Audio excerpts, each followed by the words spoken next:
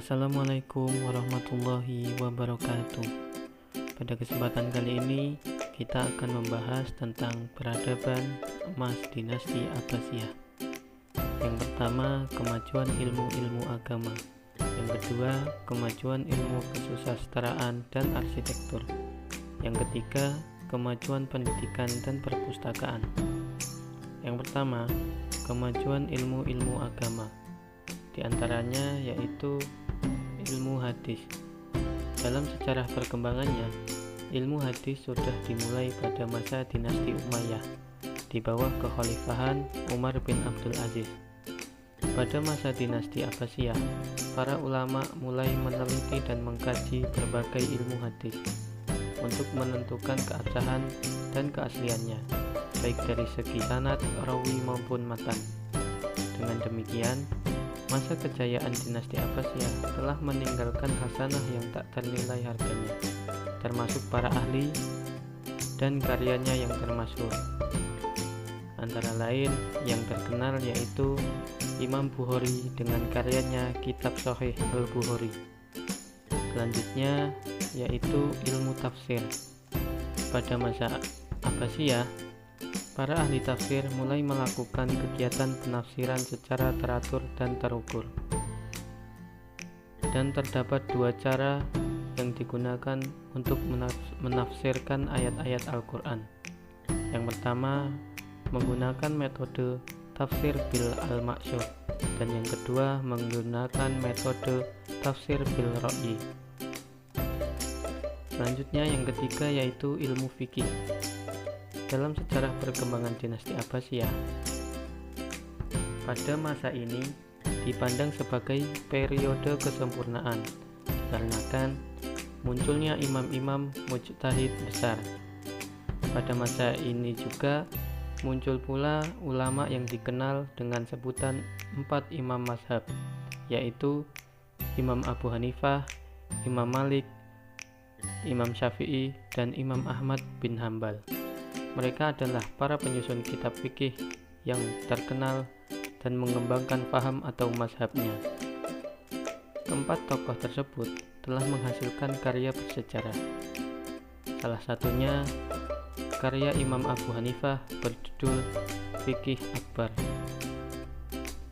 Yang selanjutnya yaitu ilmu tasawuf. Ilmu tasawuf ini termasuk juga ilmu syariat dalam Islam. Dalam tasawuf, upaya tersebut dilakukan melalui jalan atau tahapan yang disebut makom. Tahapan-tahapan itu yang pertama zuhud, yang kedua mahabbah, yang ketiga ma'rifah, yang keempat fana dan baqo, dan yang kelima ijtihad dan ulul. Tokoh-tokoh yang sangat terkenal salah satunya yaitu Al-Ghazali. Beliau telah memberikan sumbang besar dalam karya tasawufnya. Salah satu karya yang terkenal dengan ilmu tasawuf berjudul Ihya Ulumuddin.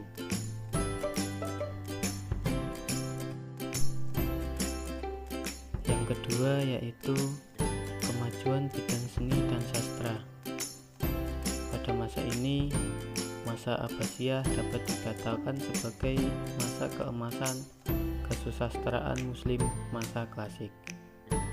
Ada beberapa faktor penyebab terjadinya perkembangan dunia sastra pada masa dinasti Abbasiyah, yaitu stabilitas politik, kemajuan sektor ekonomi, berkembangnya sistem pendidikan, hubungan antar budaya dan peradaban, ketenaran para sastrawan, kualitas karya sastra, perkembangan bentuk atau genre sastra, serta penghargaan masyarakat dan pemerintah yang tinggi terhadap karya sastra.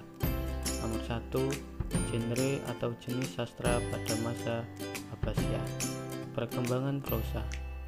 Secara garis besar, sastra Arab dibagi menjadi dua, yang pertama prosa dan yang kedua syair. Prosa sendiri terdiri dari beberapa bagian. Yang pertama kisah, yang kedua amsal dan kata mutiara, dan yang ketiga sejarah atau riwayat. Pada masa pemerintahan dinasti Abbasiyah, banyak bermunculan para sastrawan dengan berbagai karyanya. Salah satunya yaitu Abdullah bin Muqaffa. Beliau merintis penulisan prosa berjudul Kalilah wa Dimnaq. Selanjutnya yaitu perkembangan puisi. Pada masa dinasti Abbasiyah, para sastrawan membuat genre puisi yang dipadukan dengan sesuatu yang bukan berasal dari tradisi Arab. Ciri-cirinya yaitu penggunaan kata uslub dan ibarat baru, pengutaraan sajak lukisan yang hidup, penyusupan ibarat filsafat, dan kelahiran kritikus sastra pada zaman ini.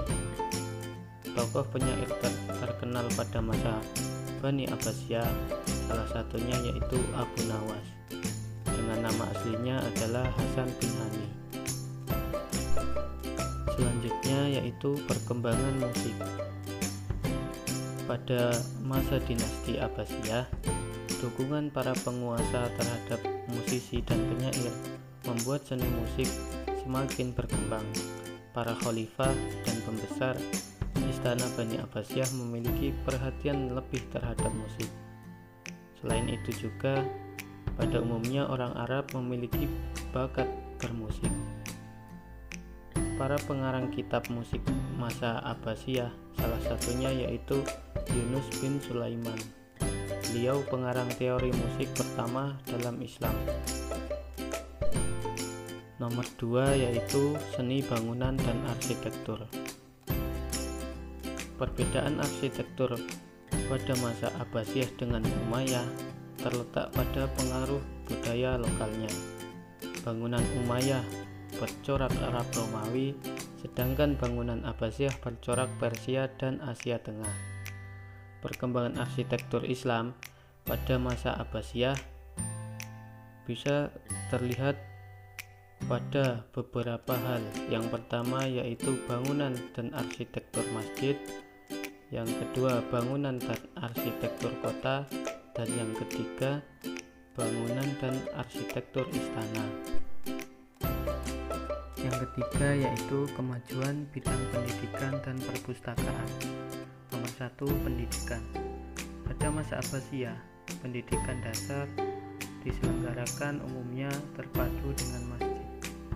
Bahkan masjid sering dialihfungsikan sebagai sekolah dasar. Ada sekitar 30.000 masjid yang telah digunakan sebagai lembaga pendidikan dasar.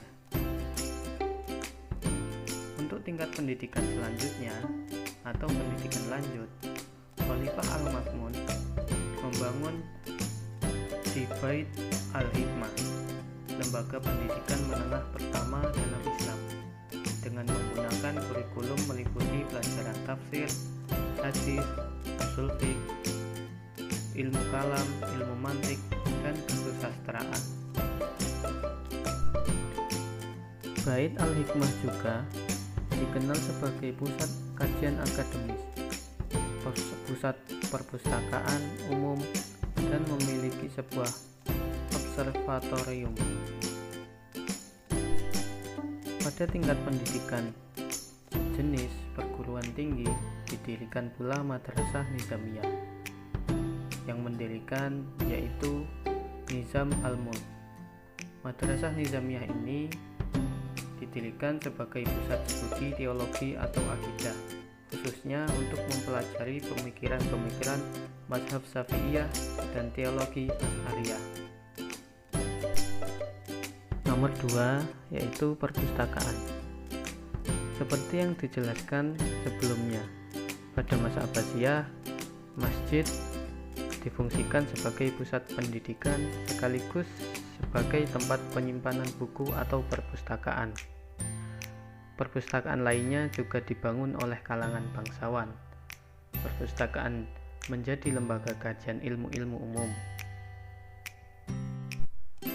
Selain perpustakaan, kemajuan budaya membaca pada masa dinasti Abbasiyah tercermin dari banyaknya toko-toko buku. Toko-toko buku ini juga berpengaruh besar bagi pengembangan dunia pendidikan. Al-Yaqubi meriwayatkan bahwa pada masa Sekitar 819 Masehi, ibu kota negara diramaikan oleh lebih dari 100 toko buku yang posisinya berjejeran satu sama lain.